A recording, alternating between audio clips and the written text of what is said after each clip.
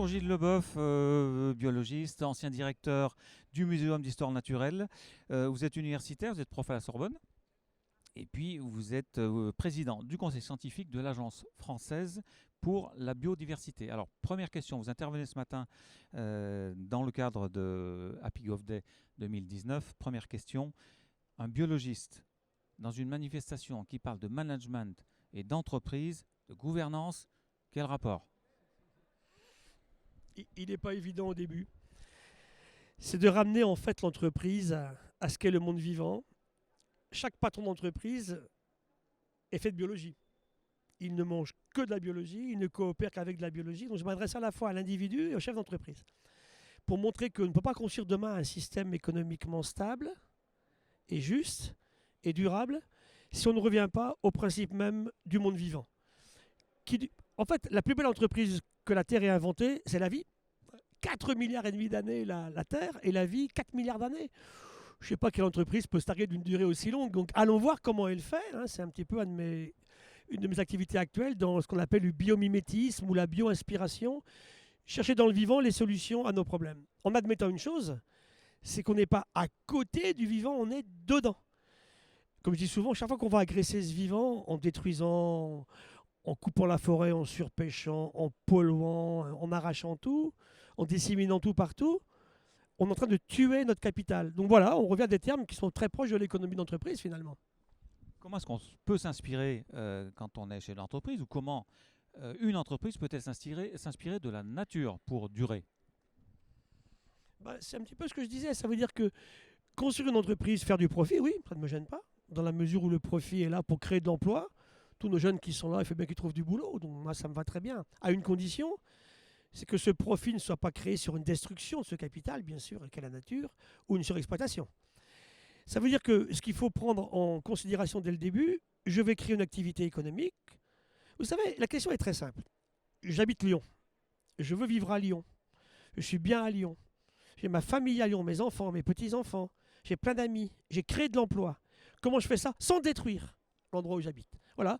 La question elle est là aujourd'hui. Parce qu'on est en train de détruire l'endroit où on habite, hein, sans vergogne, pour quelques-uns. Et l'énorme disparité aujourd'hui de ces profits est là pour nous démontrer que ça ne colle pas. La nature jamais fera des profits monstrueux comme certains peuvent le faire. Hein. Elle va continuer pendant très longtemps à faire des choses qui fera que, par exemple, elle ne fera jamais une substance qu'elle ne sait pas dégrader. Elle va jamais s'auto-empoisonner. Elle a toujours un acheteur pour ses déchets. On ne pense plus à ça. Donc il faut tuer trois défauts de l'humain qui sont pour moi d'abord bien sûr l'imprévoyance, hein. Ensuite c'est l'arrogance et la cupidité. Si on y parvient, je pense qu'en s'inspirant du vivant on fera beaucoup mieux. Une sobriété. Le rôle de l'entreprise toujours dans cette histoire, vous y croyez? Qu'est-ce qu'elle peut faire de bien? Elle fait beaucoup de choses de mal, entre guillemets, ou en tout cas elle est agressive vis-à-vis de l'environnement. Est-ce qu'elle peut continuer à faire du profit et à faire du bien? Je pense que oui, mais je suis agro-naïf. Hein. Donc, pour quand même bien, je sais pas, quand le MEDEF m'invite, je vais dans des obédiences où j'allais pas. Hein. Je suis allé faire la conférence introductive à Sciences Po Paris cette année. On invite un écologue, c'était inimaginable il y a encore 5 ou 10 ans. Et ça plaît bien parce qu'on se rend compte que ces gens-là sont intelligents. Ils comprennent bien qu'ils ne pourront pas continuer. Vous savez, les nuages qui s'amoncellent sur l'humain sont créés par l'humain. Hein. Ces deux livres qu'on a rédigés en ouvrage collectif, le premier, l'homme peut-il s'adapter à lui-même? Je pense que ce n'est pas la grosse météorite géante qui nous guette, c'est est-ce que l'humain va s'adapter à ses comportements? Et la seconde, est-ce que nous acceptons nos limites? Nos limites! Des gens vous disent on va vivre 1000 ans demain. C'est une stupidité monstrueuse. C'est la haine de chaque bébé qui va naître dans une planète surpeuplée si demain on vit 1000 ans. Donc on le voit sur la question aujourd'hui des retraites. Hein, c'est une bonne question. Comment et surtout, il ne faut pas oublier le social. Donc l'entreprise a un rôle social très important. Moi, ce que j'admire dans l'entreprise quand j'y vais, c'est quand le staff me dit je suis fier de travailler pour ce groupe. Et je vous assure qu'il y a beaucoup de groupes aujourd'hui, les gens ne peuvent plus me dire des choses comme ça. Ça veut dire qu'il y a une harmonie, il y a une poésie installée entre le patron et puis le staff, ça j'y crois beaucoup. Et pour ça, tous on travaille dans le même sens. Hein. Et aujourd'hui, les jeunes, les très bons, vont plus dans les entreprises qui sont trop dégradantes pour l'environnement. Hein. Donc je pense vraiment qu'on peut y parvenir, oui. Donc l'entreprise, pour en terminer, l'entreprise, elle a son rôle à jouer pour une meilleure harmonie avec la nature et avec l'homme. Alors, définitivement, hein.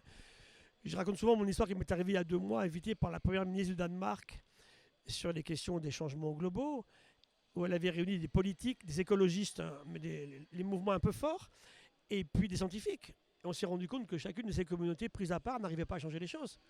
Et ben, il manquait un quatrième pilier, l'entreprise, hein. Donc ce qu'il faut qu'on arrive à mettre en place, c'est quelque chose là-dessus. Alors, encore une fois, Act for Nature, le 10 juillet 2018, 100 entreprises en France qui s'engagent. C'est sympa. Et, alors, ils ne sont pas tous vertueux, hein, je m'empresse de le dire. Quand je vois le lobbying actuel de certaines compagnies pétrolières qui mettent des millions de dollars pour qu'on ne prenne pas les bonnes décisions aujourd'hui, c'est tellement irresponsable et stupide, excusez le terme, hein, pour faire du profit pendant 4, 5, 10 ans, alors que tout va s'écrouler autour de nous. Ça, c'est pas possible. Et je comprends, moi, les mouvements aujourd'hui sociaux qui les accompagnent, hein, la réaction des jeunes. Nous, quand on a démarré notre vie, je suis désolé, mais on n'avait pas ces soucis-là. Donc, c'est vrai que c'est important. Donc, il nous faut effectivement le monde de l'entreprise, le monde des ONG, une base scientifique, c'était absolument indispensable. Et puis, bien sûr, aussi toutes les questions qui sont liées au rôle du politique. Et pour ça, il faut qu'ils abandonnent cette idée, effectivement, de la réélection immédiate qui oblige à prendre des mesures aujourd'hui qui ne sont pas les bonnes à prendre. Il faut donner un peu de... Il faut dire aux gens un tout petit peu de souffrance aujourd'hui. Et franchement, on souffre quand même pas beaucoup par rapport à d'autres régions du monde, hein, pour éviter des très grandes souffrances demain. Et le rôle des femmes, là, ici, est essentiel. Dernière chose peut-être, question de mentalité, question de culture, pour que les entreprises et les chefs d'entreprise changent. Je pense que il faut arrêter cette chasse au profit immédiat. Ça, c'est tellement, tellement, tellement important. Je préfère nettement faire 1 point de PIB que 10. Si pour en faire 10, je détruis la nature autour de moi. Et on sait que ça va être monstrueux demain, en fait, hein. Bon, c'est intéressant de regarder ce qui se passe en Chine aujourd'hui, où il y a un gros paradoxe. D'un côté, ils sont capables brusquement sur une décision de dépolluer Shanghai en 3 ans. Et par ailleurs, ils laissent faire des choses qui sont monstrueuses par ailleurs, avec la misère est dramatique autant dans les villes que dans les campagnes. Quel est le coût de ce développement? Jamais une nation du monde a fait un développement comme celui-là. Deng Xiaoping a amené la Chine du Moyen-Âge, après Mao, à un développement économique incroyable, hein. Aujourd'hui, ils sont sur la scène internationale, hein, sur du capitalisme, en restant un pays quand même dictatorial. Donc c'est intéressant de regarder ce qui se passe.